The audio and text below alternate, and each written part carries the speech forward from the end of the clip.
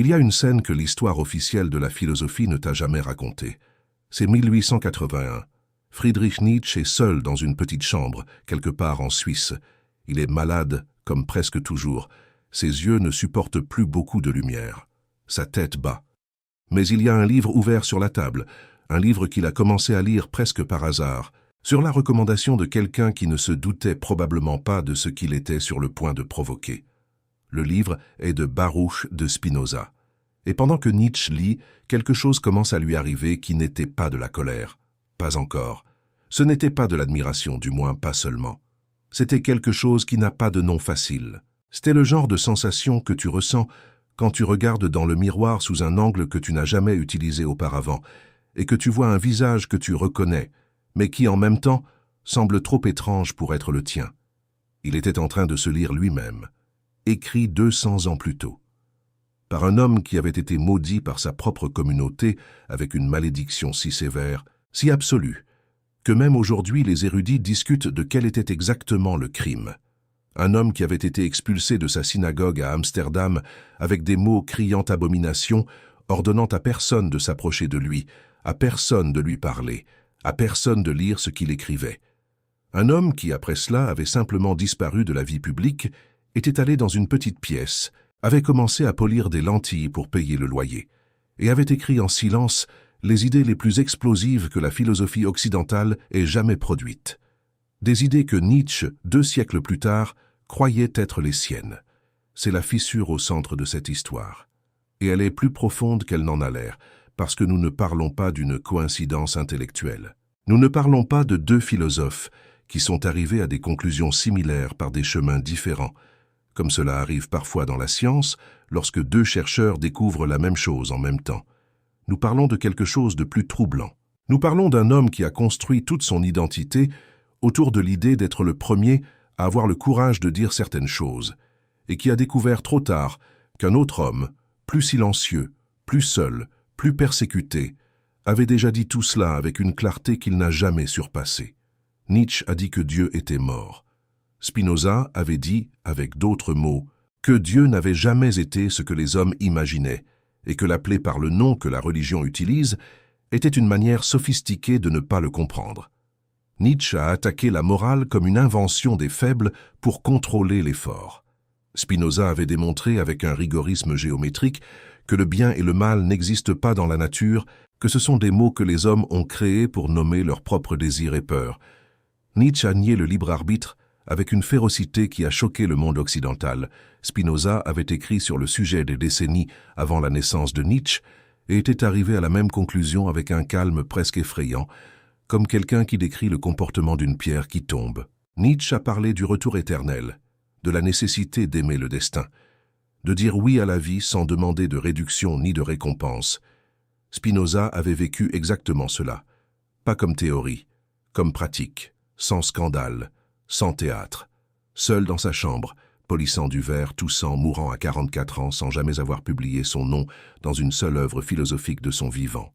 La question n'est pas de savoir qui était le plus grand. La question est, pourquoi le monde a-t-il dû attendre Nietzsche pour commencer à entendre ce que Spinoza avait déjà dit?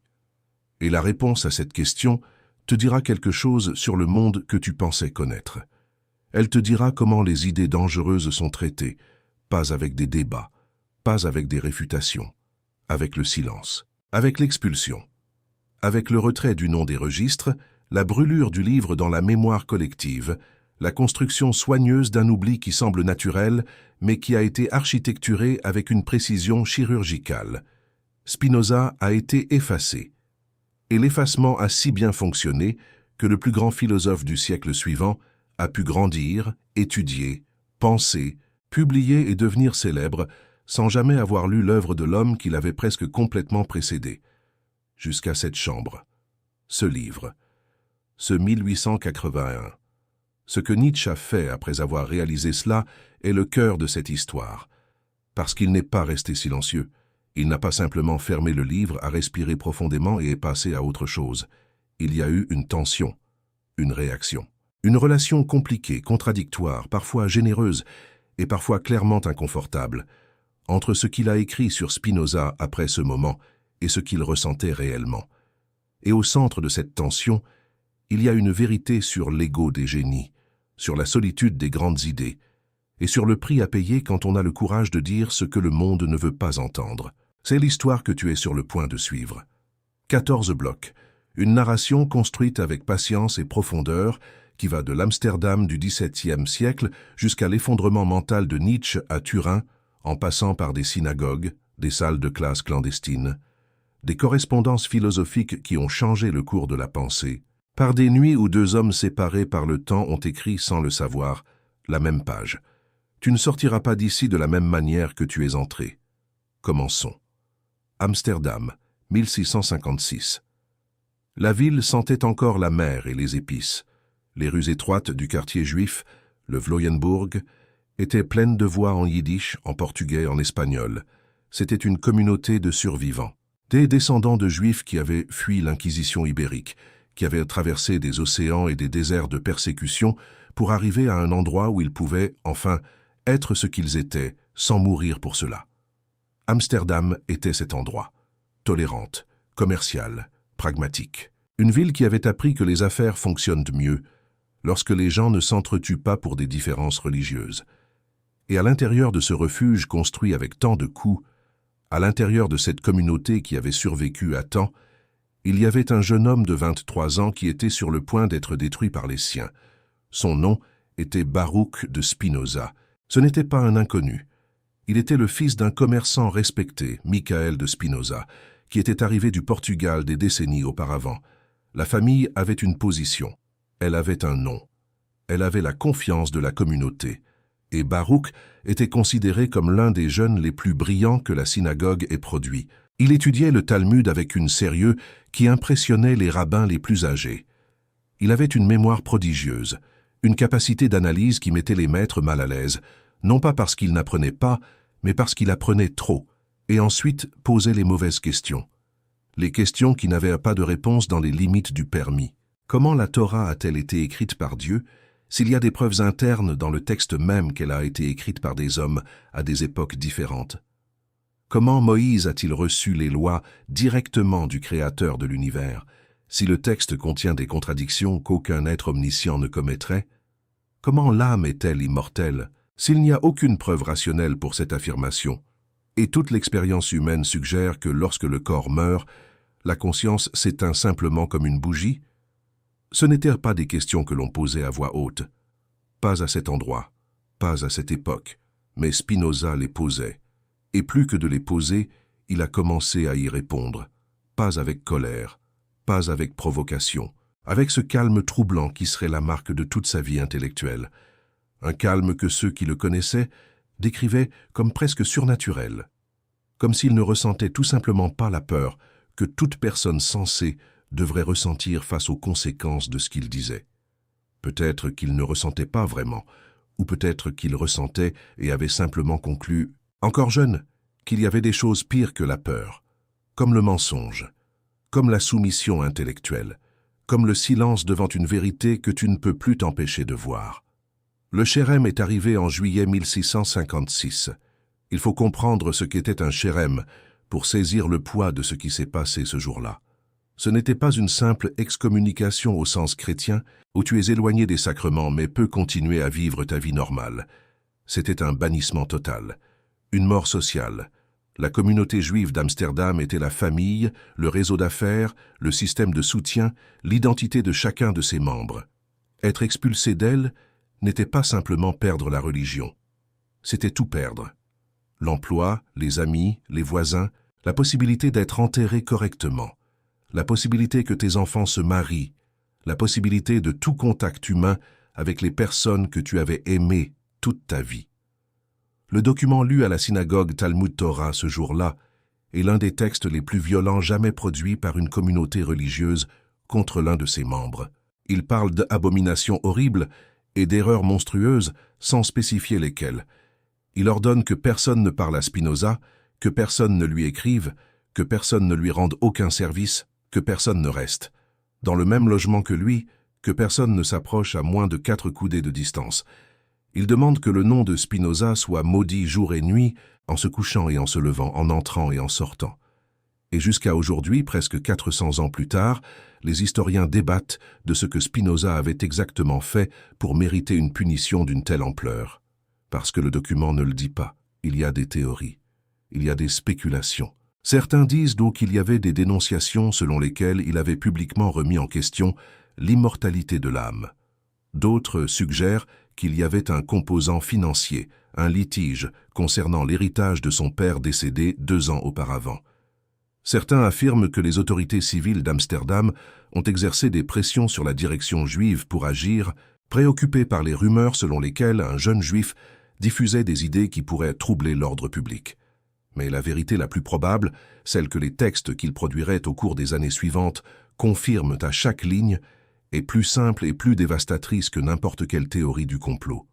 Spinoza avait dit la vérité, sa vérité, construite avec logique, avec étude, avec une honnêteté intellectuelle absolue. Une vérité qui niait que Dieu soit une personne, qui niait que les Juifs soient un peuple choisi par une intelligence supérieure et bienveillante, qui niait que la Bible soit un texte divin au sens littéral, qui affirmait que l'univers fonctionnait selon des lois nécessaires, immuables, sans exception possible, sans miracle, sans intervention, sans réponse à la prière. Une vérité que la communauté ne pouvait abriter sans se détruire, et alors ils le détruisirent. Ce qui se passa ensuite est ce qui transforme l'histoire de Spinoza d'une tragédie en l'un des plus grands actes de dignité intellectuelle que l'histoire humaine ait jamais enregistré. Il ne demanda pas pardon, il n'y eut pas de négociation, il n'y eut pas de recul stratégique, aucune forme de rétractation publique qui pourrait ouvrir la voie à un retour silencieux. Il y eut 1 ou 2 tentatives de réconciliation de la part de la direction de la communauté qui peut-être ne souhaitait pas réellement le conflit, mais qui avait besoin de quelques signes de soumission pour pouvoir revenir en arrière. Spinoza ne donna pas ce signe. Il sortit simplement, changea de nom de Baruch, qui est hébreu, à Benedictus, qui est la version latine du même mot, les deux signifiant « le béni », dans une ironie qu'il comprit certainement. Il changea de quartier, passa un certain temps à Leyde, puis à Rindsburg, ensuite à Voorburg, enfin à La Haye, toujours dans de petites chambres, vivant toujours avec une frugalité que ses contemporains décrivaient avec un mélange d'admiration et d'incompréhension. Il polissait des lentilles pour des lunettes, pour des télescopes, pour des microscopes. C'était un travail qui exigeait patience, précision et silence. Un travail qui payait suffisamment pour couvrir le minimum sans exiger d'engagement envers aucun mécène, aucune institution, aucun pouvoir qui pourrait vouloir quelque chose en retour. C'était la liberté la moins chère qu'il pouvait acheter. Et dans les heures que le travail avec les lentilles laissait libre, il écrivait. Il écrivait avec le même calme avec lequel il polissait le verre, avec la même précision, avec la même absence totale d'ornements inutiles. En latin, la langue des intellectuels de l'époque, il construisait des arguments sous forme géométrique, suivant le modèle d'Euclide, définition, axiome, proposition, démonstration, corollaire. Une architecture de pensée qui prétendait être aussi rigoureuse que les mathématiques, aussi incontestable qu'une preuve de théorème. Le résultat serait l'éthique, l'œuvre qui changerait la philosophie à jamais, qui ne serait publiée qu'après sa mort, et que Nietzsche lirait dans une chambre suisse 245 ans plus tard, avec le sentiment de lire son propre journal. Mais nous sommes encore en 1656. Le jeune homme de 23 ans vient de sortir par la porte de la synagogue pour la dernière fois. Dehors, c'est Amsterdam, avec son odeur de sel et de commerce, avec sa foule bruyante et indifférente, avec ses canaux qui reflètent un ciel qui ne promet rien à personne. Spinoza s'arrête un moment, respire, et commence à marcher. Il existe une manière d'écrire la philosophie qui est presque une forme d'intimidation. Lorsque vous ouvrez l'éthique de Spinoza pour la première fois, ce que vous trouvez ne ressemble pas à un livre de philosophie dans le sens que le mot a tendance à suggérer. Il n'y a pas de narration, il n'y a pas de confession personnelle, il n'y a pas la voix d'un homme qui parle directement à vous comme Montaigne le faisait ou comme Rousseau le ferait des décennies plus tard.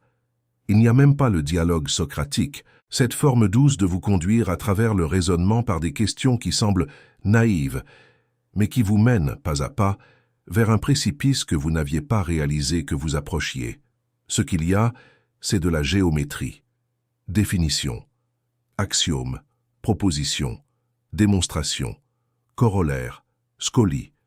Comme si Spinoza avait décidé que la seule façon de parler de Dieu, de la nature humaine, de la liberté et de l'éthique était d'utiliser le langage que les mathématiciens utilisent pour démontrer que la somme des angles internes d'un triangle est toujours égale à 180 degrés. Pourquoi a-t-il fait cela? C'est l'une des questions les plus fascinantes de l'histoire de la philosophie, et la réponse en dit long sur qui était Spinoza et sur le monde dans lequel il vivait. Il savait que ce qu'il s'apprêtait à dire serait rejeté. Il savait que les autorités religieuses, tant la direction juive qu'il avait déjà expulsée que l'Église chrétienne qui dominait la culture intellectuelle européenne, réagiraient avec horreur au contenu de ses affirmations. Il savait qu'il serait traité d'athée, de blasphémateur, de danger public pour l'ordre moral et social. Alors il prit une décision stratégique d'une élégance presque cruelle. « Si vous allez me traiter d'athée, je ne vais pas vous donner la satisfaction de sembler l'être. Je vais parler de Dieu plus que n'importe quel théologien que vous avez déjà lu. Je vais mettre Dieu au centre absolu de tout. Je vais démontrer avec la même précision que l'on démontre une équation, que Dieu non seulement existe, mais qu'il est la seule chose qui existe réellement, que tout le reste n'est qu'une expression, un mode, une modulation de cette substance infinie que certains appellent Dieu et d'autres appellent nature. Dieu sive natura, Dieu ou nature. La formule la plus célèbre et la plus troublante de toute l'œuvre de Spinoza. Parce que ce qui semble être une affirmation sur Dieu est en réalité la négation de presque tout ce que la tradition religieuse entendait par ce nom. Le Dieu de Spinoza n'a pas créé le monde à partir de rien dans un acte de volonté libre. Le Dieu de Spinoza n'a pas de volonté, n'a pas de préférence, n'a pas d'amour ni de colère, n'a pas choisi un peuple, n'a inspiré aucun prophète, n'a pas ouvert la mer Rouge, n'a ressuscité aucun mort, n'entend pas les prières, ne récompense pas les justes, ni ne punit les impies. Le Dieu de Spinoza est l'ensemble de tout ce qui existe, régi par des lois nécessaires et immuables, qui ne pourraient pas être différentes de ce qu'elles sont, parce qu'elles sont des expressions de la propre nature, de la substance infinie qui constitue la réalité. En d'autres termes, l'univers fonctionne de la manière dont il fonctionne parce qu'il ne pourrait pas fonctionner autrement. Il n'y a pas d'exception. Il n'y a pas de miracle. Il n'y a pas d'intervention. Il n'y a pas de but externe. Aucun destin qu'une intelligence supérieure aurait tracé pour l'humanité. Aucune rédemption attendant au bout du chemin. Il n'y a que ce qui est. Et comprendre ce qui est, avec la plus grande clarté et profondeur possible, est la seule forme de liberté qui existe. Cela, en une phrase, c'est Spinoza. Et si vous avez trouvé cela familier, si en lisant les derniers paragraphes, vous avez eu l'impression d'avoir déjà entendu quelque chose de similaire auparavant, peut-être d'une autre manière, avec d'autres mots, dans un autre contexte, ce n'est pas un accident. Parce que vous avez probablement déjà lu Nietzsche, ou entendu parler de lui, ou été touché par une idée qui venait de lui. Et Nietzsche, comme nous allons explorer en détail tout au long de cette histoire, puisait à la même source sans le savoir. Mais avant d'arriver à Nietzsche, nous devons comprendre complètement ce que Spinoza a construit. Et pour cela, nous devons entrer dans le système, dans la géométrie. La première chose que Spinoza définit dans l'éthique est ce qu'il appelle cause de soi.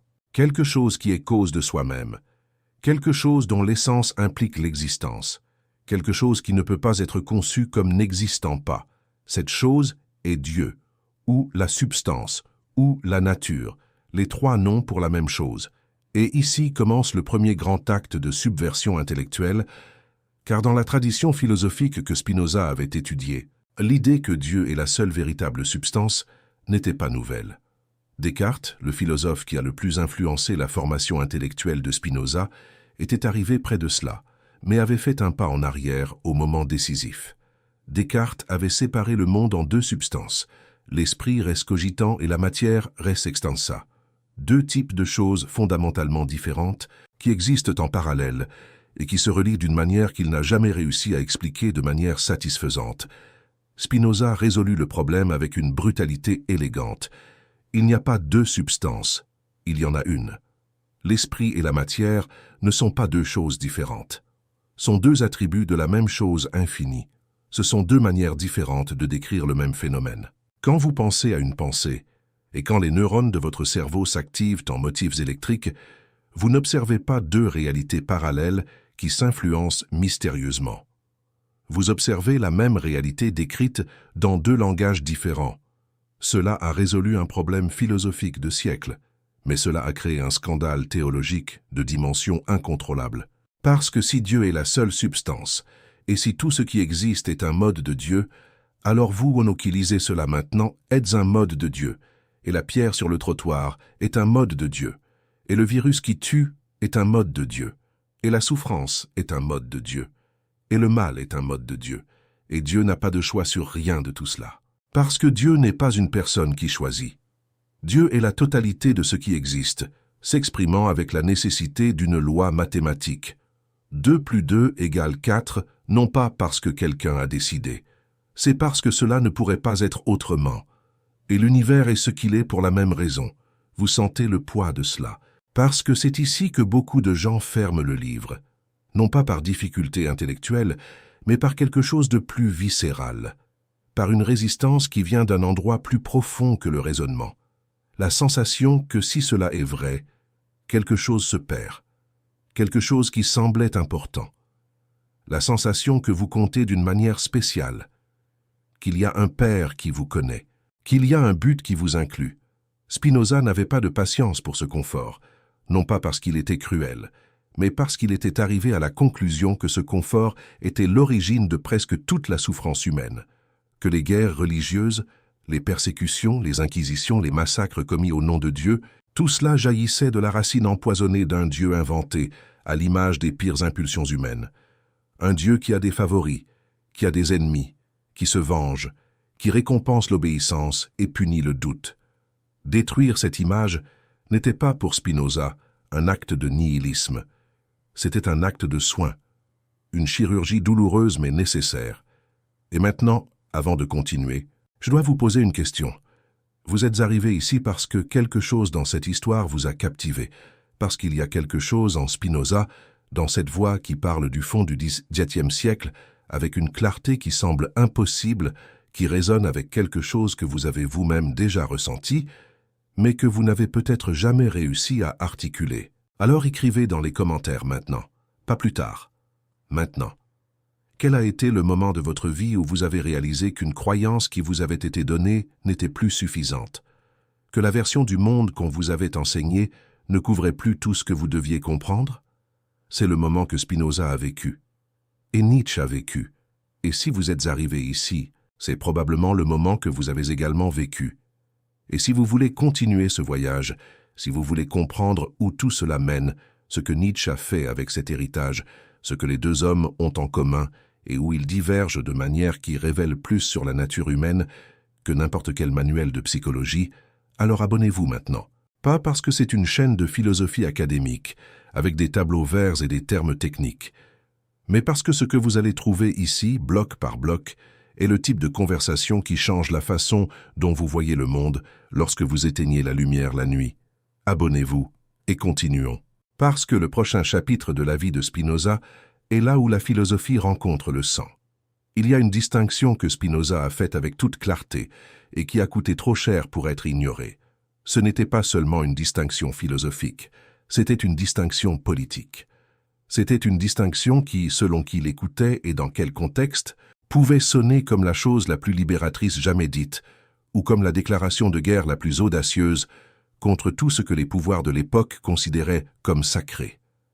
La distinction était entre ce que la Bible dit et ce que la Bible signifie. Aujourd'hui, en 2025, dans un monde où la critique biblique est une discipline académique établie avec des départements dans des universités du monde entier, où il y a des docteurs en théologie qui étudient la composition historique des textes sacrés avec la même méthodologie qui s'applique à tout document ancien, cette distinction peut sembler évidente. Elle peut même sembler banale. Au XVIIe siècle, c'était une bombe. Spinoza a écrit le traité théologico-politique en 1670 et l'a publié anonymement dans une ville sans identification sur la couverture, ce qui en dit déjà long sur ce qu'il espérait qu'il se passerait lorsque le livre arriverait dans le monde. Et ce qui s'est passé a confirmé chacune de ces précautions. Le livre a immédiatement été considéré comme dangereux par les autorités ecclésiastiques, a été interdit dans plusieurs pays, a été qualifié d'œuvre forgée en enfer par un juif renégat et par le diable, et il est raisonnablement possible que ce soit le texte le plus universellement condamné du XVIIe siècle. Mais pourquoi? Parce que Spinoza a fait une chose très simple, à une époque où cette simplicité était explosive. Il a lu la Bible comme un document historique, non pas avec mépris, non pas avec sarcasme, non pas avec l'arrogance superficielle de ceux qui rejettent une tradition sans l'avoir étudiée, mais avec le même rigueur qu'un historien applique à tout texte ancien, posant les questions que tout analyste pose. Qui a écrit cela? Quand? Pour qui? Dans quel but? Dans quel contexte historique et culturel? Que disent d'autres textes de la même époque sur les mêmes choses? Où y a-t-il des contradictions internes? Où y a-t-il des preuves d'édition, de composition par plusieurs auteurs, de révision par des intérêts politiques et religieux? Et les réponses qu'il a trouvées ont été dévastatrices pour la vision traditionnelle. La Torah, les 5 premiers livres de la Bible que la tradition juive attribue à Moïse, n'auraient pas pu être écrites par Moïse. Le texte lui-même décrit la mort de Moïse. Il contient des anachronismes qui n'ont de sens que si le texte a été écrit des siècles après les événements qu'il décrit. Il présente des variations de style et de vocabulaire qui suggèrent plusieurs auteurs à des époques différentes. Il y a des passages qui contredisent d'autres passages d'une manière qu'aucun auteur unique et cohérent ne produirait.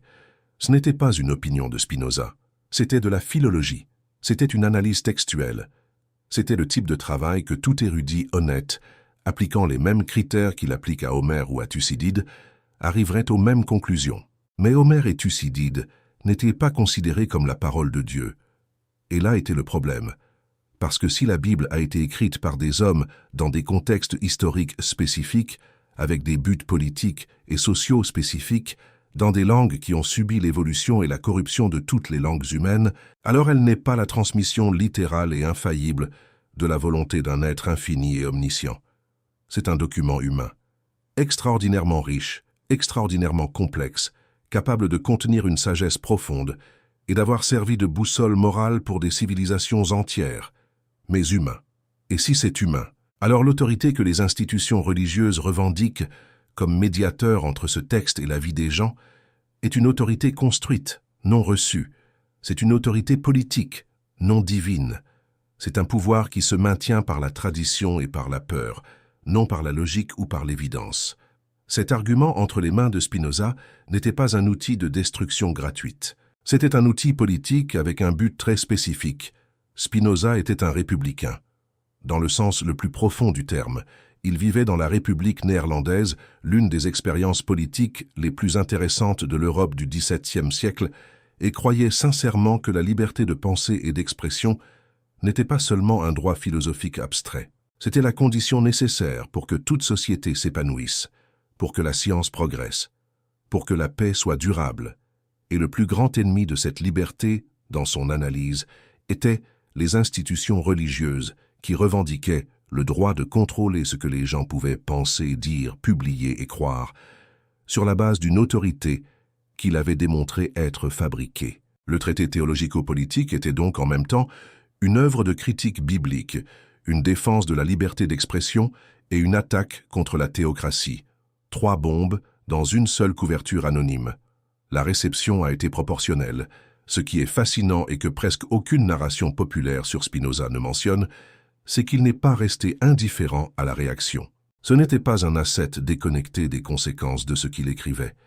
Il y avait des lettres, beaucoup de lettres. Il avait un réseau de correspondants, philosophes, scientifiques, diplomates, commerçants intellectuellement curieux, qui formaient une sorte de république des lettres informelles. Des gens qui lui écrivaient avec des questions, des objections, des demandes de clarification. Et il répondait à toutes, avec le même calme, avec la même précision, avec la même disposition à refaire l'argument depuis le début si nécessaire, à trouver une autre voie vers la même conclusion, à accompagner l'interlocuteur jusqu'où le raisonnement honnête menait. Mais il y avait des lignes qu'il ne franchissait pas, Quand en 1675 il était sur le point de publier l'Éthique, il reçut des avertissements de multiples côtés qu'il y avait une campagne organisée pour le poursuivre dès que le livre apparaîtrait, qu'il y avait des gens qui attendaient exactement cette opportunité pour le détruire définitivement, non seulement philosophiquement mais juridiquement. Il garda le manuscrit, il ne publia pas. L'Éthique ne fut rendue publique qu'après sa mort, en 1677, à l'âge de 44 ans, mort de tuberculose, dans la petite chambre à La Haye où il avait passé les dernières années de sa vie. Ses amis publièrent les œuvres posthumes avec soin et rapidité, sachant que les autorités tenteraient probablement d'empêcher cela si elles avaient le temps d'organiser l'opposition, et elles empêchèrent quand même. Le livre fut interdit peu après sa publication, mais il était déjà trop tard. Les idées étaient déjà dans le monde, et les idées ont une propriété troublante. Contrairement aux livres, qui peuvent être confisqués et brûlés, les idées qui pénètrent dans un esprit et trouvent des racines ne peuvent pas être supprimées par décret. Elles se copient, se transmettent, se transforment, apparaissent dans d'autres textes sous d'autres noms, émergeant dans des conversations qui ne devraient pas avoir lieu, contaminent l'ère intellectuelle d'une époque de manière qu'aucune censure ne peut complètement tracer.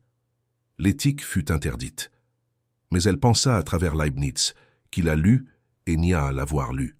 Elle pensa à travers Hume, qui ne la mentionna pas mais s'abreuva de sources qui s'abreuvaient d'elle. Elle pensa à travers les philosophes des Lumières français, qui la transformèrent en munition pour le projet de déconstruction de l'Ancien Régime. Elle pensa à travers Goethe, qu'il aimait avec une intensité qu'il décrivit comme presque religieuse. Elle pensa à travers Hegel, qui construisit sur elle-même là où il était en désaccord. Et elle pensa à travers un jeune Allemand né en 1844, dans une famille de pasteurs luthériens, qui grandit entouré de Bibles et de certitudes religieuses, et qui passa sa vie à démolir ces certitudes avec un marteau qu'il ne savait pas que Spinoza avait fabriqué en premier. Mais ce jeune homme n'était pas encore arrivé. Pour l'instant, il n'était même pas né. Nous sommes encore dans la chambre de La Haye, avec le bruit du vent du canal à l'extérieur, et l'odeur de bois et de verre poli, et un homme d'une quarantaine d'années tousse sur un manuscrit que le monde n'est pas prêt à lire. Mais il le sera. Friedrich Wilhelm Nietzsche est né le 15 octobre 1844 à Röcken, un petit village de la Saxe prussienne. La date a une ironie qu'il n'a pas manqué de remarquer. C'était l'anniversaire du roi Frédéric Guillaume IV de Prusse. Son père Karl Ludwig Nietzsche, pasteur luthérien dévoué et de tempérament doux, considéra cela comme un bon présage. Que le fils porte le nom du roi était un signe de bénédiction. Ni le père ni le fils ne pouvaient imaginer en ce mois d'octobre 1844 que le garçon qui grandirait dans cette maison de pasteur protestant passerait sa vie à essayer de détruire tout ce que son père aimait. L'enfance de Nietzsche est un territoire que les biographes traversent avec précaution, car il est trop facile de projeter sur le garçon les obsessions du philosophe adulte et de construire une narration qui est plus ordonnée que vraie. Mais il y a certaines choses que les documents confirment avec suffisamment de clarté pour que nous puissions en parler. Le père mourut lorsque Friedrich avait 5 ans, mort cérébrale, probablement due à une tumeur. Ce fut rapide, brutal, et laissa chez le garçon une marque que ses écrits ultérieurs rendent difficile à ignorer, même s'il parlait rarement d'elle directement. Une absence au centre de sa formation. Un père qui était en même temps la figure suprême de l'autorité religieuse de la famille et du village, et qui disparut avant que le fils puisse la traiter correctement. La famille était complètement féminine après cela, mère, sœur, 2 tantes, grand-mère. Un garçon élevé dans un cocon affectif et dans des attentes élevées. L'attente était claire. Il suivrait les traces de son père. Il serait pasteur. Et pendant longtemps, Friedrich semblait être exactement le type de personne qui deviendrait un excellent pasteur. Il était studieux avec une sérieux qui impressionnait les professeurs. Il lisait la Bible avec une attention sincère. Il avait une sensibilité musicale qui se manifesta tôt et qui resterait avec lui toute sa vie. Il écrivait avec une fluidité qui dépassait largement ce que l'on attendait d'un élève de son âge. Il était presque toujours le meilleur de sa classe, non pas avec l'arrogance compétitive de ceux qui ont besoin de surpasser les autres, mais avec cette sorte de distance tranquille de ceux qui opèrent simplement dans un registre différent de leurs camarades et ne savent pas très bien quoi faire avec cela. Mais les questions commencèrent tôt. Pas les questions qui détruisent de l'extérieur, qui arrivent avec la posture du sceptique, qui veut impressionner par son audace. Les questions qui détruisent de l'intérieur. Celles qui apparaissent au milieu d'une lecture sincère, d'une prière authentique, d'un moment de foi réel, et qui ne peuvent pas être répondues avec les outils qui sont disponibles. Pourquoi existe-t-il de la souffrance s'il y a un Dieu bon? Pourquoi le Dieu de la Bible ordonne-t-il des massacres, approuve-t-il l'esclavage, punit-il la descendance pour les crimes des ancêtres? Pourquoi la foi semble-t-elle exiger la suspension de facultés que Dieu lui-même, dans la narration chrétienne, aurait données à l'être humain? Ce n'étaient pas des questions d'adolescents en révolte, c'étaient des questions de quelqu'un qui avait pris la religion suffisamment au sérieux pour en percevoir les fissures. Le point de basculement vint à l'université de Bonn, où il alla étudier la théologie en 1864, sous la pression familiale et par inertie d'une identité qui n'avait pas encore été complètement remise en question. À Bonn, il y avait un professeur nommé Friedrich Wilhelm Ritschl, philologue classique de réputation exceptionnelle, qui vit en Nietzsche un talent qu'il rencontrait rarement et l'invita à Bâle lorsqu'il se transféra là-bas. Et à Bonn, il y avait aussi la philologie classique, l'étude rigoureuse des textes grecs et latins anciens, avec les mêmes méthodes historiques et linguistiques que Spinoza avait appliquées à la Bible 2 siècles auparavant. Nietzsche trouva dans la Grèce antique ce qu'il avait perdu dans le christianisme. Pas une foi, pas une consolation, mais une honnêteté différente sur la nature de l'existence. Les Grecs, dans la lecture de Nietzsche, ne faisaient pas semblant que la souffrance avait un sens rédempteur. Ils ne promettaient pas un paradis ultérieur qui compenserait les misères du présent. Ils regardaient le chaos, la douleur, la tragédie, et répondaient non par la résignation ni par l'espoir d'un au-delà, mais par la création, par l'art, par l'affirmation dionysiaque de la vie entière, y compris les parties qui font mal. Cela le frappa comme une révélation.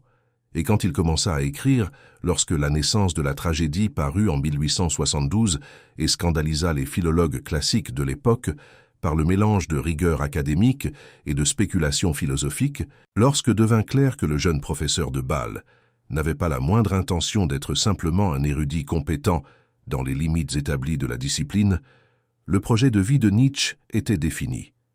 Il allait démanteler la structure morale et métaphysique de l'Occident chrétien. Pas par colère, bien qu'il y eût de la colère. Pas par rébellion adolescente qui n'avait jamais grandi, bien que les critiques adorent cette interprétation.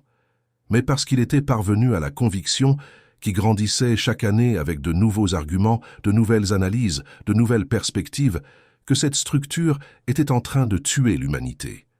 Que la morale chrétienne, avec sa dévalorisation de la vie présente en faveur d'une récompense future, avec sa glorification de la souffrance comme vertu, avec sa transformation de la faiblesse en sainteté et de la force en péché, produisait un type humain diminué, amer, incapable de dire oui à l'existence sans négocier avec un Dieu imaginaire. Et il allait utiliser la philosophie comme un marteau pour la briser. Ce qu'il ne savait pas, ce que personne ne vous avait dit dans cette partie de l'histoire, c'est que de l'autre côté du continent, dans la petite bibliothèque publique de La Haye, se trouvaient les œuvres complètes d'un homme qui était parvenu à des conclusions étonnamment similaires, avec des méthodes étonnamment différentes, dans des circonstances étonnamment plus difficiles, 200 ans auparavant. La rencontre n'avait pas encore eu lieu. Mais le moment approchait. Il existe une lettre conservée dans les archives de l'université de Bâle que tout étudiant en philosophie devrait lire avant toute autre chose. Ce n'est pas une lettre longue, ce n'est pas particulièrement élégante, du moins pas de la manière calculée qui caractérise la prose de Nietzsche dans ses livres. C'est une lettre écrite à la hâte, avec l'énergie de quelqu'un qui vient de faire une découverte qu'il ne peut pas garder pour lui. Elle date de juillet 1881. Nietzsche écrivit à Franz Overbeck, son ami le plus proche et confident intellectuel de longue date. Et au milieu d'autres nouvelles sur sa santé précaire, sur le travail sur le manuscrit de ce qui serait la Gaia Science, sur l'ennui et l'isolement de l'été à Sils Maria, il y a un paragraphe qui se distingue comme une pierre précieuse au milieu d'une lettre ordinaire. Nietzsche raconte qu'il lit Spinoza, et il dit qu'il est stupéfait. Le mot qu'il utilise en allemand est Erstaunt, qui a des connotations d'admiration et de surprise simultanées. Ce n'est pas le genre d'admiration que vous ressentez. Croyance dogmatique. Il recherchait une compréhension permettant à l'individu de vivre de manière autonome, en harmonie avec la nature et la raison. Son éthique était une éthique de la liberté, où la connaissance devenait la clé de l'émancipation. Nietzsche, en revanche, a émergé dans un contexte où la menace pesant sur la liberté n'était pas seulement religieuse, mais aussi culturelle et philosophique. Sa critique de la morale traditionnelle, du christianisme et de la métaphysique occidentale visait à rompre avec les limitations imposées par ces structures.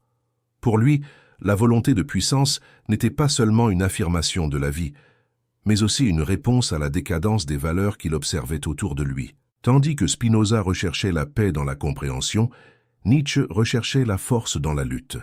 Cette différence d'approche se reflète dans leur conception de la nature humaine. Spinoza voyait l'être humain comme partie intégrante d'un tout plus vaste, où raison et émotion étaient interdépendantes. Pour lui, la véritable liberté résidait dans la compréhension des lois qui régissent la nature et l'existence elle-même. Nietzsche, au contraire, voyait l'humanité comme créatrice de valeurs, artiste de la vie, devant constamment se remettre en question et se surpasser. Sa vision était plus individualiste, mettant l'accent sur le caractère unique et la capacité de chaque personne à forger son propre destin. De plus, la relation entre raison et émotion est abordée différemment par les deux penseurs. Spinoza estimait que la raison devait guider les émotions, permettant ainsi à l'individu de vivre en accord avec sa véritable nature. Pour lui, l'émotion n'était pas à réprimer mais à comprendre et à intégrer à une vie rationnelle. Nietzsche, en revanche, voyait les émotions comme des forces primordiales que la raison ne pouvait pleinement maîtriser. Pour lui, la vie était une danse entre raison et instinct, où l'authenticité et l'intensité des expériences émotionnelles étaient essentielles à la réalisation du potentiel humain. Sur le plan éthique, Spinoza proposait une morale fondée sur la raison et la compréhension des conséquences de nos actes. Son éthique était une éthique du bien commun, prenant en compte le bien-être de tous. Nietzsche, à l'inverse, remettait en question la notion de morale universelle. Pour lui, la morale était une construction sociale qui servait souvent à opprimer les individus les plus forts et les plus créatifs.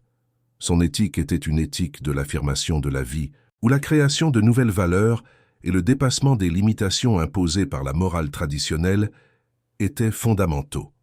Ces différences fondamentales entre Nietzsche et Spinoza ont non seulement façonné leur philosophie, mais ont aussi reflété les tensions et les défis de leurs époques respectives.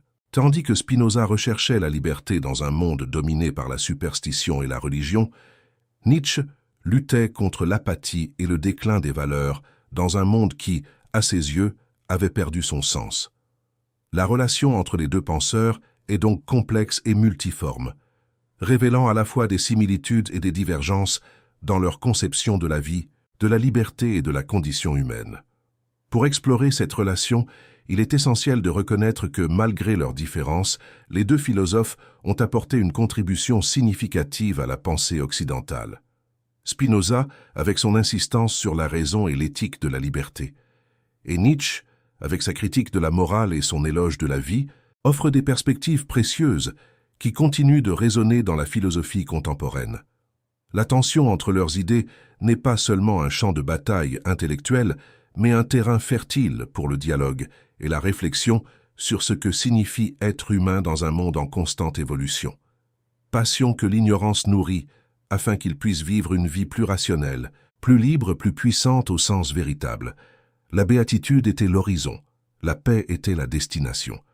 Nietzsche a vécu dans un monde où le processus de sécularisation que Spinoza avait contribué à initier était en train de se compléter de manière qu'il trouvait préoccupante. Dieu était mort, oui, mais ce qui avait remplacé Dieu n'était pas la sagesse et la puissance que Spinoza avait imaginées. C'était le nihilisme, c'était le vide, c'était la démocratie de masse qui nivelait tout vers le bas, qui remplaçait l'excellence par le confort, la noblesse par le ressentiment déguisé en égalité. Pour Nietzsche, la tâche n'était pas seulement de détruire les illusions.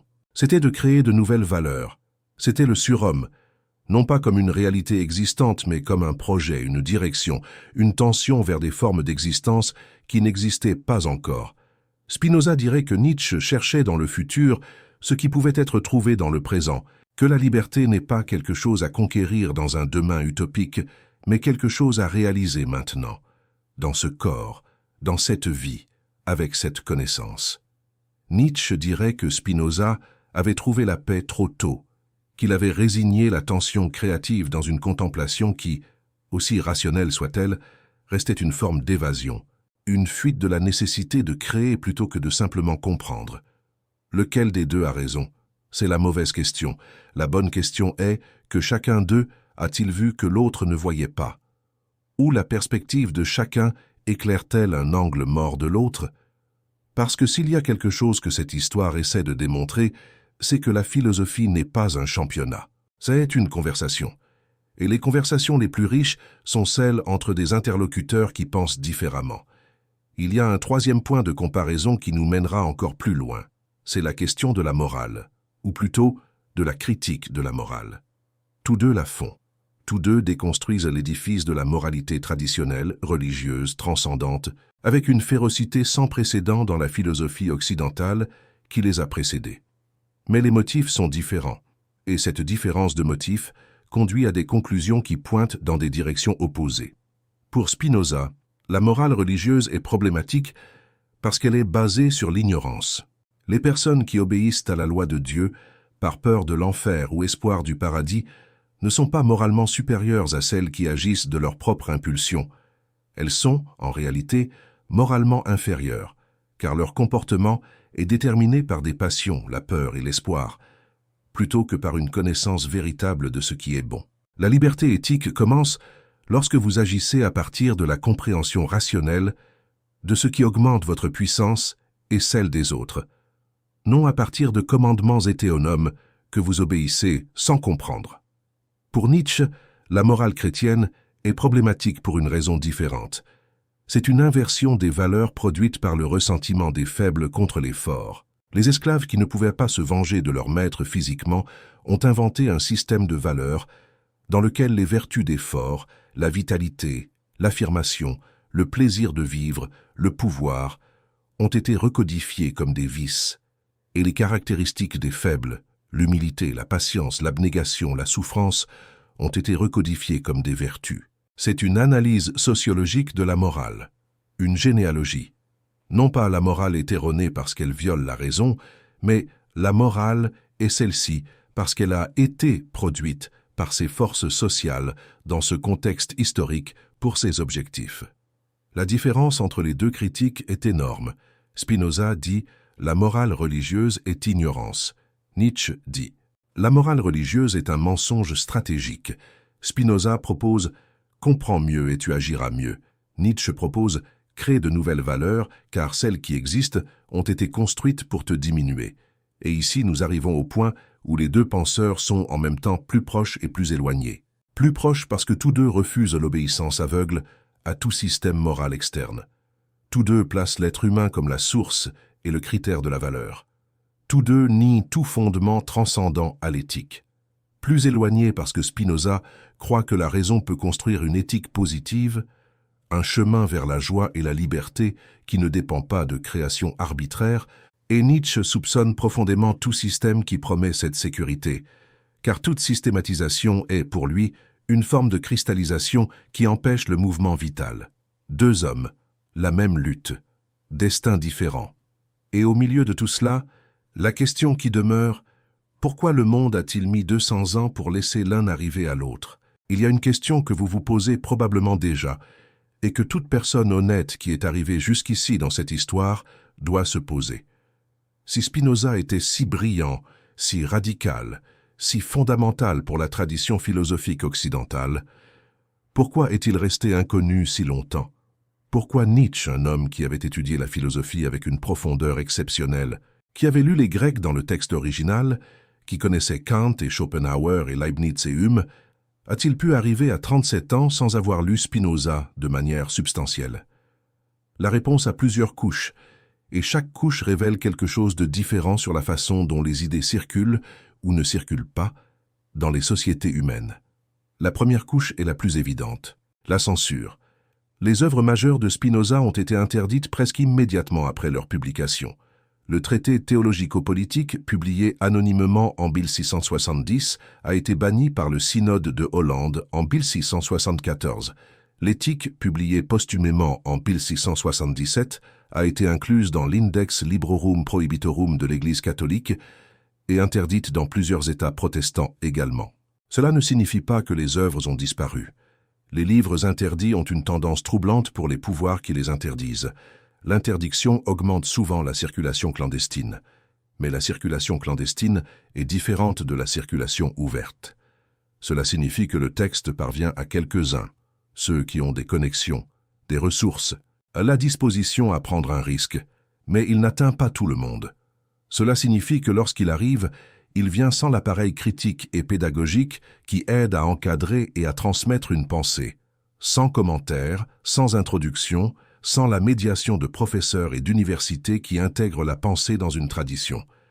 La deuxième couche est plus subtile et plus intéressante. Spinoza a été étiqueté, et les étiquettes qu'il a reçues ont été conçues pour que personne ne veuille le lire. Athée. Ce mot, au XVIIe siècle, et en grande partie du XVIIIe, ne signifiait pas simplement quelqu'un qui ne croit pas en Dieu. Cela signifiait un monstre moral, un être sans conscience, sans éthique, sans capacité de discerner le bien du mal, un danger public. L'idée était que sans la peur de Dieu, sans la croyance en un jugement et une punition éternelle, aucun être humain ne pourrait être moral.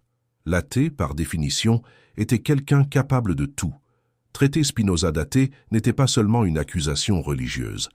C'était une accusation morale, qui rendait le contact avec ses idées quelque chose que les respectables, les civilisés, les bien-pensants ne faisaient tout simplement pas. C'était une forme de quarantaine intellectuelle. Que Spinoza ne soit pas athée au sens où le mot était utilisé, qu'il ait écrit sur Dieu avec une profondeur et une sérieux que la plupart des théologiens de l'époque n'atteignaient pas, n'importait pas. L'étiquette était plus forte que la réalité. L'étiquette fonctionnait. La troisième couche est celle qui me fascine le plus, car elle révèle quelque chose sur la nature même de la pensée philosophique et sur la façon dont elle est enseignée. La philosophie, en tant que discipline académique, a des canons. Elle a des listes. Elle a des séquences pédagogiques qui reflètent non seulement la logique intrinsèque du développement des idées, mais aussi les préjugés, les commodités et les omissions stratégiques des institutions qui construisent ces canons. Le canon philosophique occidental, qui s'est formé au XVIIIe et XIXe siècle, le canon que Nietzsche a étudié à l'université, avait une forme spécifique. Il allait des Grecs anciens aux scolastiques médiévaux, puis à Descartes, Locke, Hume, Kant. C'était la colonne vertébrale. Les autres penseurs, Leibniz, Berkeley, Malebranche et oui, Spinoza, apparaissaient en marge, comme des figures importantes mais secondaires, comme des variations sur un thème principal. Mais cette hiérarchie n'était pas naturelle, elle était construite. Et dans le cas de Spinoza, il y avait des raisons très spécifiques pour qu'il reste en marge. Il était juif. Cela importait dans un contexte intellectuel encore profondément marqué par le christianisme, comme horizon culturel implicite. Pas nécessairement par un antisémitisme explicite, bien que cela existât aussi, mais par la simple difficulté d'intégrer dans un canon chrétien un penseur qui avait déconstruit les fondements de la pensée judéo-chrétienne avec la précision d'un horloger. Il avait été excommunié par sa propre communauté. Cela le rendait une figure sans foyer intellectuel, sans la protection d'une tradition qui le défendrait, sans les disciples qui forment des écoles et qui transmettent l'importance d'une pensée aux générations suivantes. Et il était allé trop loin trop vite. La rigueur avec laquelle il avait démoli l'autorité religieuse dans les textes, le radicalisme avec lequel il avait identifié Dieu à la nature, la complétude avec laquelle il avait éliminé le libre arbitre, tout cela rendait son intégration dans la philosophie académique un projet politiquement délicat, compliqué pour les institutions qui voulaient progresser intellectuellement, mais sans provoquer les autorités religieuses d'une manière qui mettrait en péril l'existence même des universités. Ainsi, Spinoza est resté en marge, pas complètement effacé. Il était impossible d'effacer complètement une pensée d'une telle ampleur, mais placé dans une position difficile d'accès, mentionné mais rarement analysé, cité comme exemple de radicalisme dangereux plus que comme source d'insight philosophique. Et le résultat fut que Friedrich Nietzsche, l'un des lecteurs les plus voraces et les plus intelligents du XIXe siècle, arriva à sa découverte la plus importante à l'âge de 37 ans, par hasard sur recommandation d'un ami, sans jamais avoir été guidé dans cette direction par l'appareil académique qui avait formaté son éducation. Cela soulève une question qui va bien au-delà des deux philosophes. Combien de Spinozas existent? Combien de pensées fondamentales se trouvent en marge des canons? Non pas parce qu'elles sont inférieures, mais parce qu'elles perturbent trop. Combien d'idées qui pourraient changer la façon dont vous comprenez le monde sont accessibles, mais non recommandées, publiées, mais non enseignées, mentionnées, mais non expliquées? L'histoire de la philosophie que vous avez reçue n'est pas l'histoire de toutes les idées importantes. C'est l'histoire des idées importantes que les institutions qui construisent les histoires ont pu accueillir. Spinoza n'était pas accommodable, et donc il attendait, en marge, que quelqu'un vienne à lui non par la porte principale, mais par une entrée latérale, par hasard, sur recommandation d'un ami, un été à Sils Maria, avec une santé fragile et un esprit inquiet. Ce que ce retard a coûté ne peut pas être complètement calculé, mais nous pouvons essayer d'imaginer. Si la pensée de Spinoza avait circulé librement depuis le XVIIe siècle, si elle avait été lue, débattue, intégrée, contestée avec honnêteté dans le contexte des siècles suivants, quelle philosophie aurions-nous aujourd'hui? Le siècle des Lumières, qui a en quelque sorte absous le projet spinoziste de sa malédiction religieuse, mais sans reconnaître la dette, aurait-il été différent? Kant, qui a lu Spinoza et en a discuté dans des termes qui suggèrent une familiarité plus grande qu'il ne l'a admis, serait-il arrivé à ses critiques par un autre chemin? Et Nietzsche aurait-il été Nietzsche, ou aurait-il été quelque chose de différent?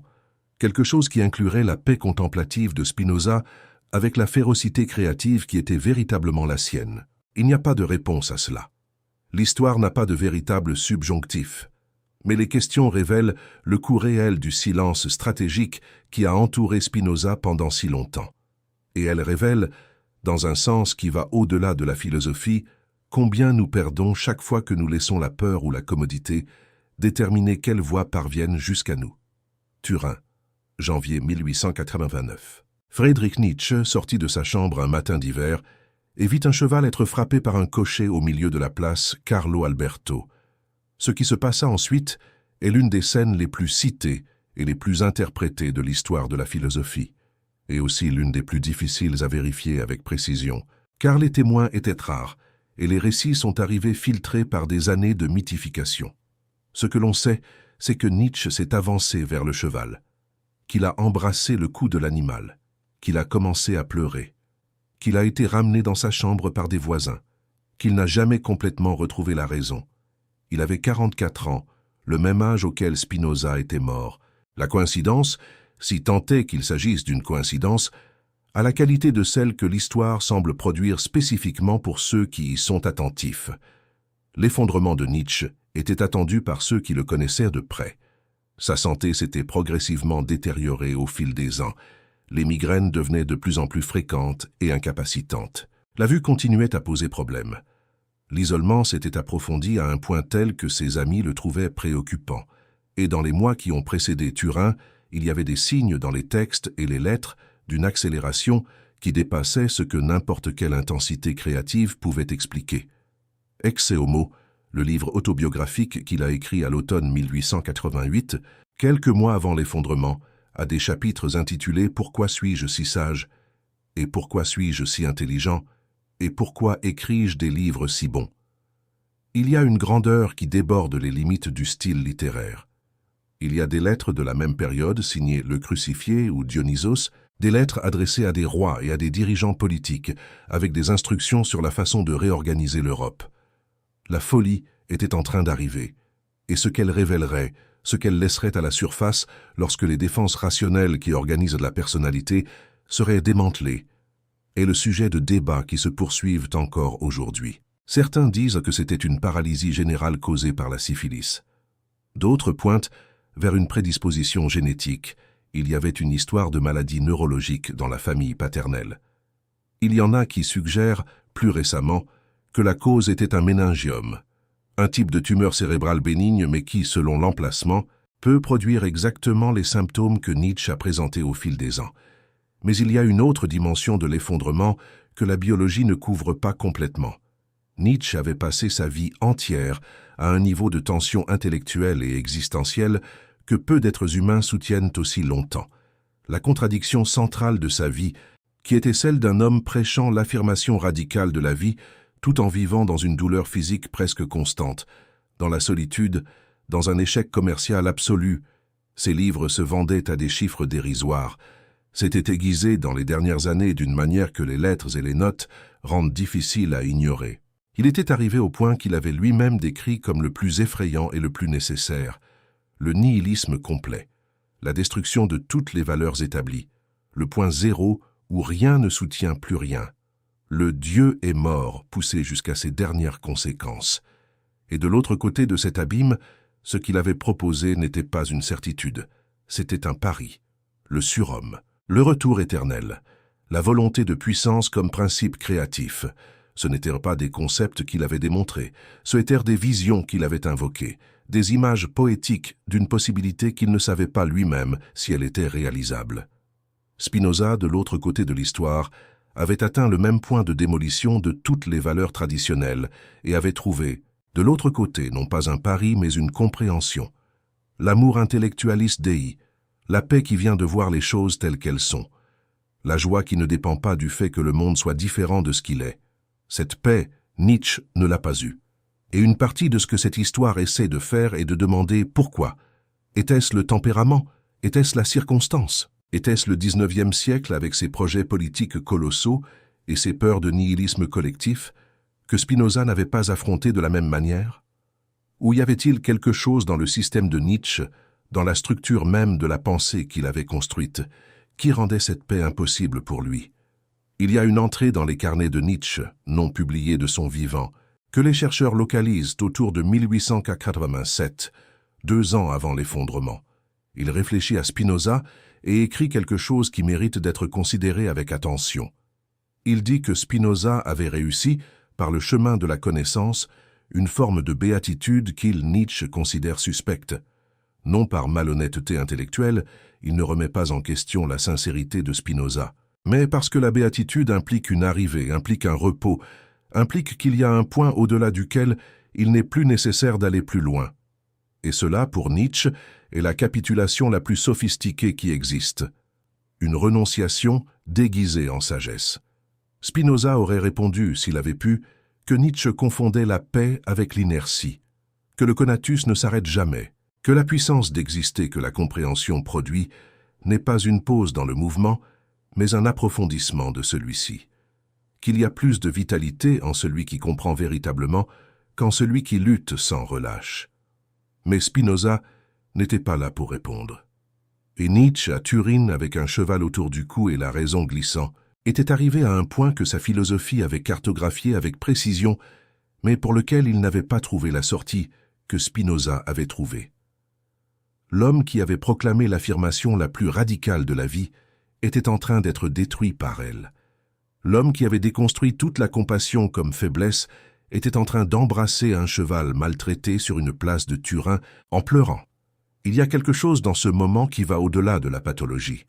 Il y a une vérité que l'effondrement révèle sur la limite de tout système philosophique, y compris les plus grandioses et les plus honnêtes. Toute philosophie est, à un certain niveau, une réponse à la souffrance.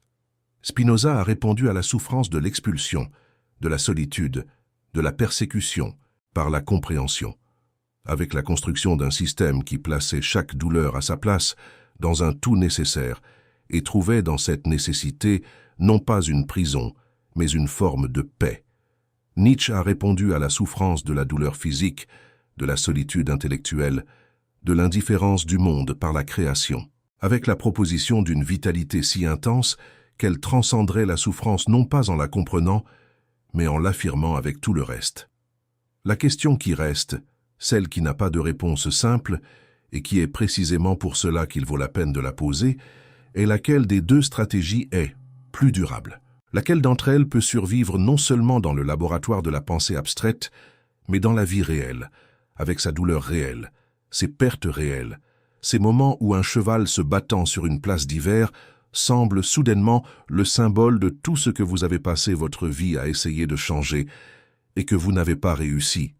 Spinoza est mort seul, oui, mais il est mort en paix, avec le manuscrit de l'éthique achevé, avec les correspondances en ordre, avec la vie qu'il avait choisie vécue jusqu'à la fin avec une cohérence impressionnante. Nietzsche a été conduit dans un sanatorium. Il a passé 11 ans en silence, pris en charge par sa mère puis par sa sœur, qui utiliserait le nom et les écrits de son frère de manière qu'il aurait presque certainement détesté. Et à un moment donné dans le silence de Nietzsche, il y a une question que les mots ne peuvent plus formuler, mais que l'histoire entière de sa vie pose avec une clarté brutale. Si tu avais lu Spinoza plus tôt, Friedrich, cela aurait-il été différent? Pas la philosophie, peut-être, pas les arguments, pas la férocité, pas le marteau, mais l'homme, l'être humain sous le philosophe. Cela aurait-il été différent? Il existe une règle non écrite parmi les grands philosophes. Vous pouvez vous inspirer de qui vous voulez, mais vous n'admettez jamais que quelqu'un est arrivé avant vous dans vos idées les plus importantes. Vous citez le penseur précédent, oui, vous le discutez. Vous montrez où il s'est trompé, mais vous ne dites jamais à voix haute « Cet homme a dit ce que je dis, avant moi, mieux que je ne l'aurais espéré ». Nietzsche n'a pas dit cela à propos de Spinoza, mais ses carnets privés le disent pour lui. Après la lettre de 1881, Nietzsche est retourné à Spinoza à plusieurs reprises au cours des années suivantes. Pas avec la fréquence qu'il aurait accordée au sujet, s'il avait senti qu'il y avait quelque chose de définitivement résolu, mais avec la fréquence de celui qui revient à une blessure qui ne se ferme pas complètement. Il y a des notes où il essaye de systématiser les différences, où il élabore des critiques spécifiques, où il place Spinoza dans une position d'ancêtre respectable mais dépassé. Le problème est que les critiques ne sont pas toujours convaincantes. L'objection principale de Nietzsche à Spinoza est qu'il aurait transformé l'impulsion de vie, le conatus, en une quête de connaissance contemplative, ce qui serait, dans le langage nietzschéen, une forme déguisée de renonciation. Au lieu d'affirmer la vie avec toute sa tension, sa contradiction et sa souffrance, Spinoza aurait trouvé une sortie élégante du conflit par la contemplation rationnelle. C'est une critique intéressante, mais il y a une réponse spinoziste que Nietzsche n'a jamais complètement développée. La contemplation de Spinoza n'est pas passivité.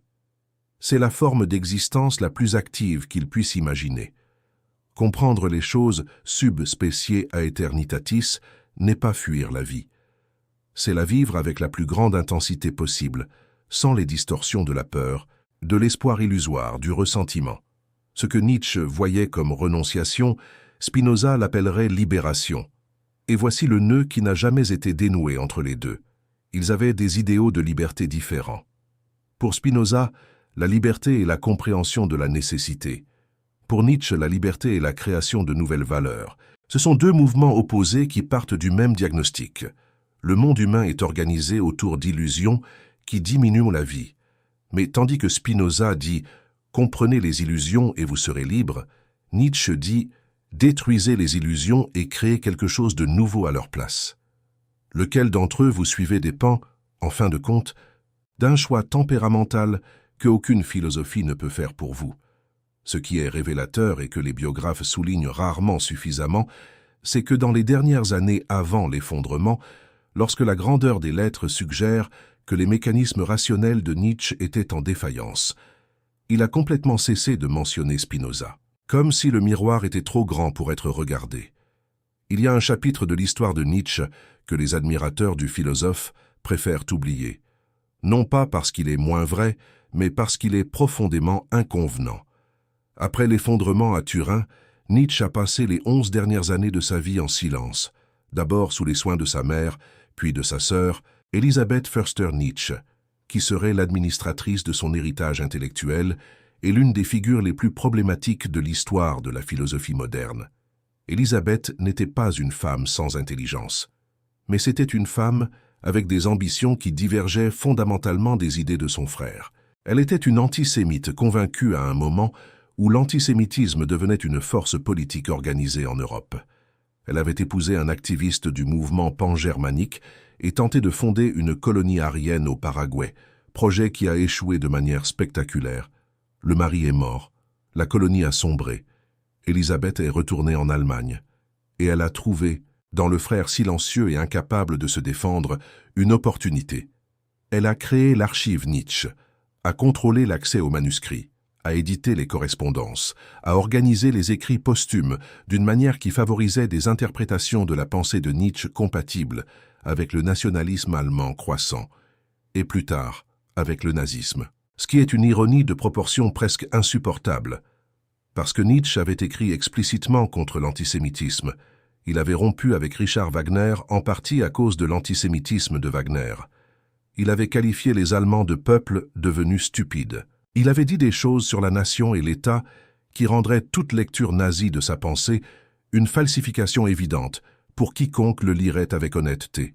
Mais les falsifications ont rarement besoin d'honnêteté pour fonctionner.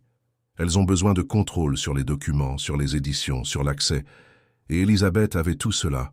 Le résultat fut que le philosophe qui avait célébré les Juifs comme le peuple, avec la plus longue et la plus pure tradition morale de l'Occident, qui avait qualifié Spinoza de l'un de ses esprits prédécesseurs avec une admiration sincère, fut transformé en icône du mouvement qui mènerait à l'extermination de 6 millions de Juifs.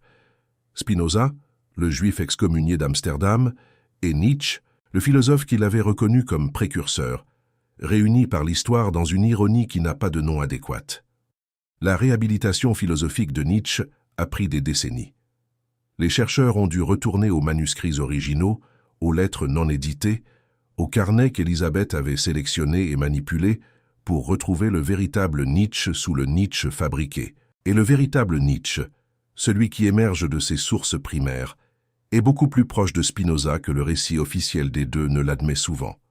Deux outsiders, deux exilés, deux hommes qui ont payé des prix énormes pour dire des vérités que leur contexte ne voulait pas entendre, et deux pensées que l'histoire officielle, de manière différente et pour des raisons différentes, a traité avec la distorsion que reçoivent toujours les idées qui menacent trop pour être simplement accueillies. Nous sommes arrivés au point où nous devons cesser de regarder les divergences et regarder le substrat. Parce que lorsque vous retirez les différences de tempérament, de style, d'époque et de circonstances, ce qui reste de Spinoza et de Nietzsche n'est pas un ensemble de thèses philosophiques techniques, c'est une posture face à l'existence, une manière de se rapporter au monde que les deux partageaient de manière plus profonde que tout désaccord superficiel ne peut le cacher. Cette posture a un nom que ninguno des deux n'a utilisé explicitement de cette manière, mais que leur système implique avec une égale clarté. C'est le refus de la victimisation. Spinoza avait été excommunié, abandonné, interdit, réduit au silence. Il avait toutes les raisons du monde de construire une philosophie du ressentiment, de mettre la souffrance au centre et de construire une cosmologie de l'injustice. Il ne l'a pas fait. Au lieu de cela, il a construit un système dans lequel la souffrance est compréhensible, la persécution est explicable par les lois nécessaires de la nature humaine, et la sagesse consiste non pas à se révolter contre la nécessité, mais à la comprendre si complètement qu'elle perd le pouvoir de vous détruire. Nietzsche avait été ignoré, ridiculisé, physiquement torturé par la maladie, intellectuellement isolé. Il avait également toutes les raisons de ressentiment. Et il a consacré une partie considérable de son œuvre à analyser le ressentiment en tant que phénomène, précisément parce qu'il le connaissait de l'intérieur. La généalogie de la morale est, entre autres choses, un portrait clinique de ce qui se passe quand une âme qui devrait s'affirmer se courbe vers le ressentiment. Mais le Nietzsche lui-même, du moins dans la meilleure partie de lui-même, a refusé cette courbe. L'amour fati, l'amour du destin, la disposition à vouloir que tout soit exactement comme cela a été, y compris les parties qui détruisent, est la version nietzschéenne du même refus spinoziste de la victimisation. Tous deux disent « Ce qui vous est arrivé n'est pas une raison suffisante pour construire une philosophie de plainte. C'est une position difficile, surtout pour ceux qui ont vécu la vie que tous deux ont vécue. Et il y a un troisième élément qui les unit encore plus profondément. Tous deux étaient solitaires par conviction, non par incapacité sociale. Tous deux auraient pu choisir l'intégration. Spinoza a refusé la chair, a refusé le retour à la synagogue, a refusé le confort de toute appartenance institutionnelle. Nietzsche a abandonné la carrière universitaire, a rompu avec Wagner au sommet de l'amitié, a progressivement aliéné presque tous ceux qui s'approchaient. Cette solitude n'était pas du masochisme, c'était le coût calculé de la liberté de penser sans débiteur. Tous deux sont arrivés à la conclusion de manière distincte que appartenir à toute institution ou groupe d'une manière qui exigeait une loyauté intellectuelle était un prix que la pensée ne pouvait pas payer. Et tous deux ont payé le prix opposé, l'absence de toute structure qui les soutienne, lorsque la vie est devenue plus lourde que ce qu'un homme seul peut porter. Spinoza a eu la chance, si l'on peut appeler cela de la chance, de mourir avant de vieillir, de ne pas avoir à faire face à la détérioration du corps qui avait servi d'instrument fidèle à une pensée extraordinaire. Nietzsche n'a pas eu cette chance, et pendant les 11 années de silence à Weimar, tandis qu'Élisabeth construisait le mythe et que le monde commençait enfin à prêter attention à ce qu'il avait écrit, il y a une absence qui pèse, l'absence de Spinoza, du seul interlocuteur qui aurait pu lui dire avec une autorité véritable « Je sais ce que vous essayez de dire. Je suis arrivé au même endroit, et il y a une sortie de l'autre côté qui ne nécessite pas que vous vous détruisiez pour la trouver. » Mais cette conversation n'a jamais eu lieu. 200 ans de silence stratégique ont garanti que cela ne se produise pas. C'est nécessairement une spéculation, mais c'est le genre de spéculation que la philosophie légitime, car la pensée des deux est suffisamment articulée pour que nous puissions inférer avec une confiance raisonnable ce que chacun dirait à l'autre si le temps ne les avait pas séparés. Imaginez la conversation. C'est 1882. Nietzsche est à Sils Maria travaillant sur la Gaia Science. 1 an après la lettre à Overbeck. La découverte de Spinoza est encore fraîche. Il est encore en train de traiter ce qu'il a trouvé. Il essaie encore de décider quoi faire avec l'information troublante que sa pensée la plus originale avait été anticipée de 2 siècles. Si Spinoza pouvait être dans cette pièce, que dirait-il? Probablement qu'il ne commencerait pas par la philosophie. Spinoza était avant tout un homme d'une clarté qui venait de l'observation honnête, pas de l'argument pour l'argument. Il regarderait Nietzsche, la santé détruite, l'intensité qui débordait des limites du corps, et dirait quelque chose de simple. Vous confondez l'intensité avec la puissance, parce qu'un des aperçus centraux de l'éthique est que la véritable puissance, le conatus dans son fonctionnement le plus plein, ne se manifeste pas comme une tension maximale permanente. Elle se manifeste comme la capacité d'agir à partir de la compréhension, avec la sérénité de celui qui ne réagit pas à la peur ou au ressentiment, mais exprime sa nature la plus complète. La philosophie de Nietzsche, dans sa forme la plus honnête, est une philosophie de la tension. Il se méfie de la paix parce que la paix qu'il a connue a toujours été une résignation déguisée. Le calme de ceux qui ont abandonné, de ceux qui ont accepté un monde diminué, parce qu'on leur disait que c'était tout ce qu'il y avait. Il n'a jamais connu l'autre calme, celui qui vient non de l'abandon mais de la compréhension. Spinoza aurait dit « Il y a une différence entre la paix des résignés et la joie de ceux qui comprennent. Vous avez passé votre vie à lutter contre la première sans jamais trouver la seconde. » Et Nietzsche, honnête comme il l'était dans le meilleur de lui-même, aurait pu répondre « Comment y arrivez-vous? Comment transformez-vous la douleur en compréhension au lieu de création? Comment vous asseyez-vous avec la souffrance et trouvez en elle non un élan pour produire quelque chose de nouveau, mais une fenêtre pour voir ce qui a toujours été? » Ce serait la conversation la plus importante de la philosophie occidentale, une conversation qui n'a jamais eu lieu, mais que nous, ici, à ce moment, pouvons compléter avec les outils qu'ils nous ont laissés. Parce que les deux systèmes ne sont pas des opposés irréconciliables. Ce sont 2 cartes du même territoire, dessinées par des explorateurs avec des instruments différents, avec des emphases différentes, avec des points de départ différents.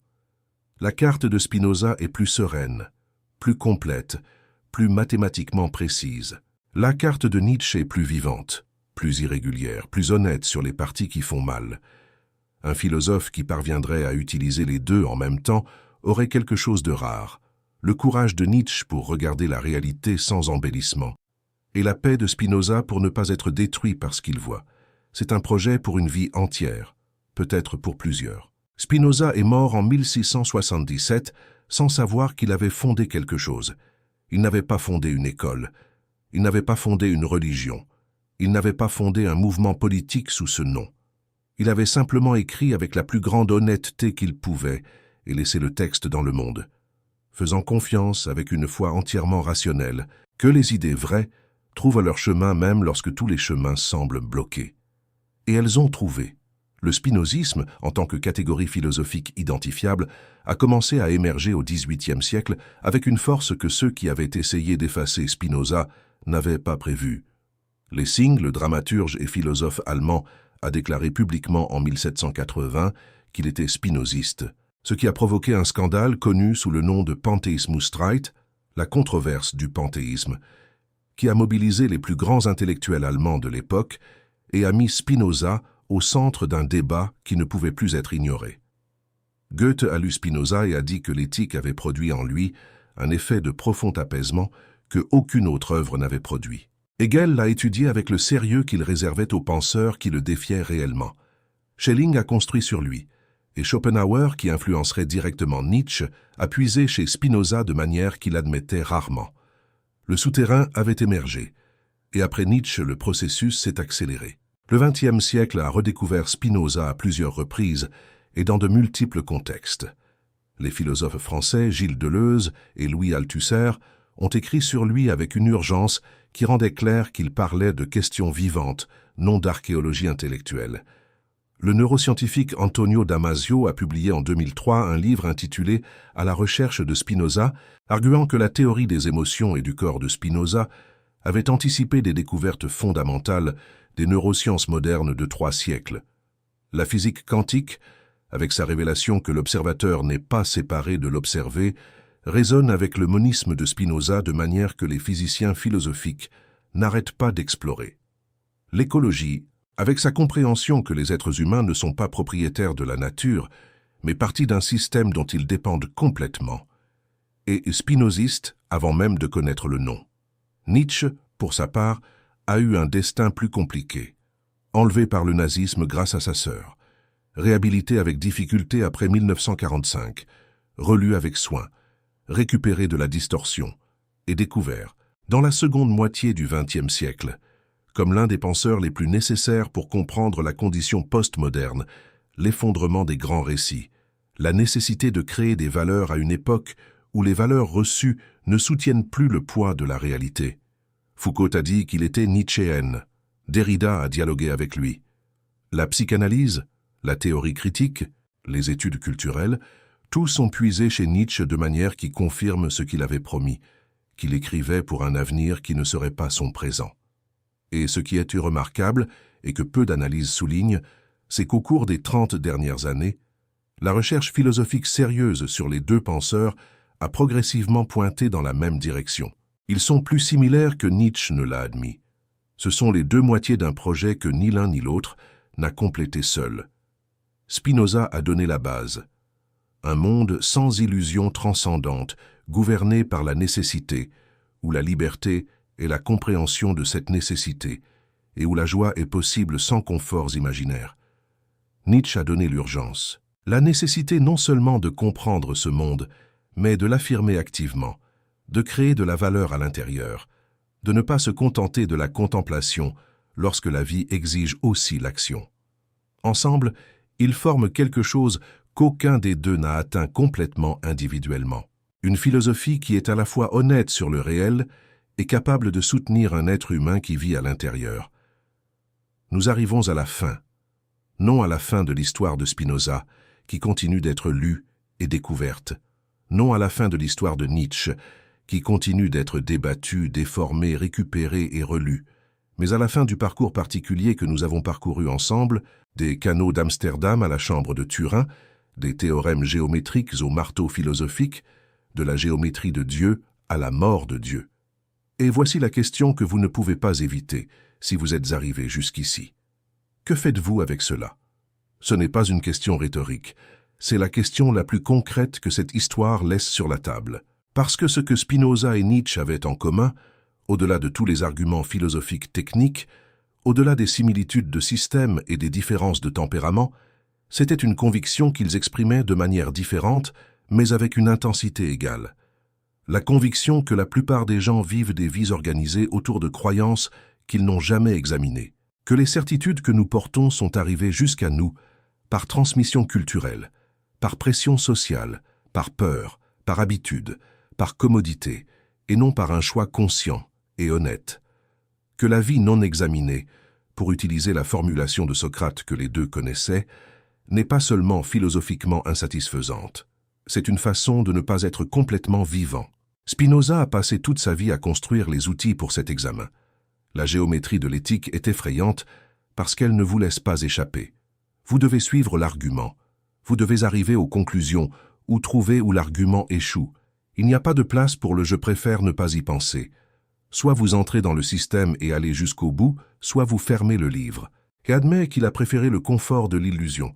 Nietzsche était moins patient. Il savait que la plupart des gens ne vont pas s'asseoir avec la géométrie de Spinoza pendant des semaines. Alors il a utilisé le marteau, l'aphorisme, la provocation calculée pour vous faire trébucher sur vos propres certitudes, pour créer un moment de désorientation qui pourrait, si vous ne fuyez pas, ouvrir un espace où un examen véritable pourrait avoir lieu. Deux méthodes, le même objectif. Et l'objectif n'était pas de produire des personnes qui soient d'accord avec Spinoza ou avec Nietzsche, c'était de produire des personnes qui pensent, qui ne reçoivent pas passivement les valeurs, les croyances, les cadres de référence que leur contexte leur offrait, mais qui les soumettent à l'examen honnête que toute chose importante mérite. Ce que cela signifie dans votre vie spécifique, à ce moment précis, n'est pas quelque chose que n'importe quelle philosophie peut dire. C'est la partie que vous seul pouvez faire. C'est exactement là que le travail des deux penseurs que nous avons parcouru ensemble rencontre la limite naturelle de toute philosophie, le point où le lecteur doit devenir l'agent. Mais il y a trois choses que cette histoire peut vous laisser qui ont de la valeur indépendamment de ce que vous décidez d'en faire. La première, les idées les plus importantes arrivent souvent tard. Le propre Nietzsche est arrivé tard à Spinoza. Vous arrivez probablement tard à une idée qui changerait votre façon de voir le monde si vous la rencontriez. Ce n'est pas un échec, c'est la condition humaine. La question est de garder la disposition d'arriver, même tard. La deuxième, la solitude intellectuelle n'est pas une preuve d'erreur. Spinoza a été expulsé de sa communauté pour avoir pensé ce qu'il pensait. Nietzsche a été ignoré par le public philosophique qui aurait dû le lire. Les deux avaient raison là où cela importait le plus. La popularité d'une idée et sa vérité sont des questions complètement indépendantes, et les confondre est l'une des erreurs les plus courantes et les plus coûteuses qu'un être humain puisse commettre. La troisième, la souffrance ne justifie pas le ressentiment, mais elle ne justifie pas non plus le déni. Spinoza a trouvé la paix sans nier la douleur. Nietzsche a trouvé une férocité créative sans romantiser la souffrance. Les deux ont rejeté, chacun à sa manière, l'idée que la douleur que vous avez subie est l'histoire la plus importante que vous portez. Ce que vous en faites est plus important que le fait que cela soit arrivé. Ce n'est pas une conclusion confortable. Aucune des deux philosophies n'a été conçue pour réconforter. Elles ont été conçues pour libérer. Et la liberté, comme les deux le savaient mieux que presque quiconque, a un coût qui ne peut pas être payé avec une monnaie de mensonge. Elle se paie avec un examen honnête, avec la disposition de voir ce qu'il n'est pas agréable de voir, avec le courage de continuer après que les illusions tombent, non pas en cherchant de nouvelles illusions, mais en apprenant à vivre avec plus de clarté dans un monde qui n'a pas besoin de fioritures pour être extraordinaire. Spinoza a vu cela en polissant des lentilles dans une chambre à La Haye. Nietzsche l'a ressenti dans les Alpes suisses, seul avec des carnets que le monde ne voulait pas encore lire. Et vous êtes ici, maintenant, à ce moment précis, ayant fait le parcours complet avec eux. Ce que vous faites ensuite vous appartient. Et quand vous arriverez, cela changera tout.